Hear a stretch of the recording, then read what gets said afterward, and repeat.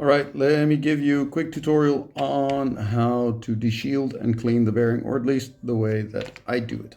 I've mounted my macro camera on there so that I can show in detail just exactly how or where I'm working, because it's really hard to see if you're not with a macro camera.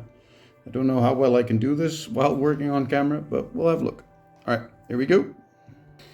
So I have my shielded bearing here, and you see that there's a ring all around it, except for right there. There's a little gap there. That's the C-clip. Now the C-clip needs to be removed. You need a very sharp needle, and you need to put it under the right side of the C-clip, right there at an angle, and you can just kind of pop it out. This is really hard to do when you're not seeing the thing itself. Let's see if I can do it well looking past the camera. Right there. There. See, now it's off, and it clips right off. And you just move it, and the shield just kind of right there kind of falls out. So now I have the bearing and a separate shield. I need to do the other side. So we look at there's the little opening. Pop out the C-clip.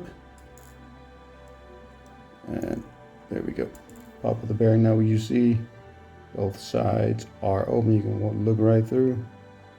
That's the way we want it. So I removed here we go. Give myself a little bit more working space.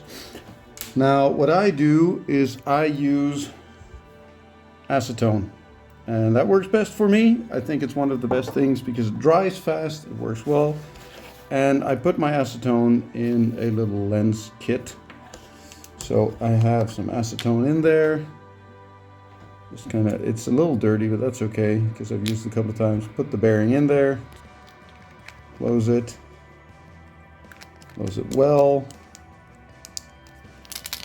shake it for a little bit. Meanwhile, I'm grabbing some Kleenex.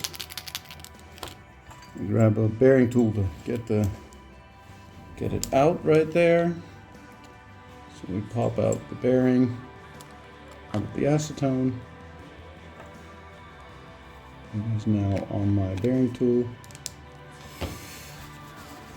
Right there. Dry it a little. It evaporates like crazy. Right now it's spinning decently already because acetone dries really, really fast. Evaporates really fast, so I usually blow it. Now you can see it spins very well, and that's all. And now you can just pop it back into your yo-yo and keep playing with it.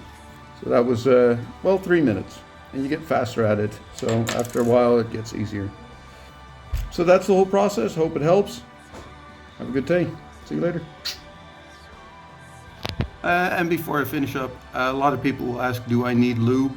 Lube makes the bearing run more quiet, but it also makes it run less fast. In theory, lube could prolong the life of the bearing, but I've never had a bearing go broken because it was lacking lube, and I don't think that'll ever happen.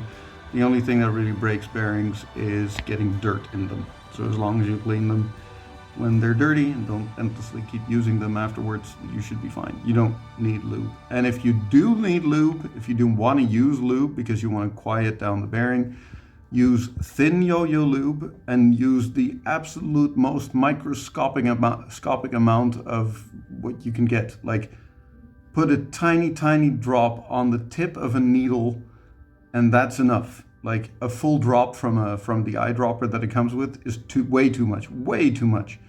And even if you do, it'll probably play slightly responsive, at least for the first number of hours that you play the bearing. It needs to, like the lube needs to thin out and be broken down and be spread equally, and that takes a bit of time.